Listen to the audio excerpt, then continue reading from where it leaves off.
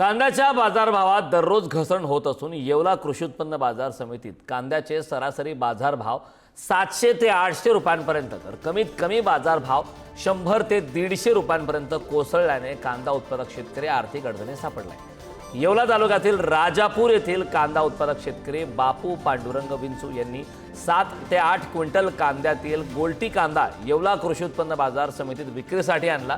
152 रुपये प्रति क्विंटल इतका निचांकी बाजारभाव मिळाल्याने उत्पादन खर्च तर दूरच वाहतूक आणि मजुरी खर्चही यातून न मिळाल्याने नाराज झालेल्या बापू विंचू या शेतकऱ्याने आपले कांदे परत घरी नेत शेळ्यांपुढे टाकून संताप व्यक्त केला। मी कांदा येवला कृषी उत्पन्न बाजार समितीमध्ये आणला। गोल्टी माल आहे, तर त्याला 152 रुपये भाव भेटला। तर मला याच्यातून मजुरीसुद्धा किंवा वाहतूक खर्चसुद्धा मला भेटला नाही।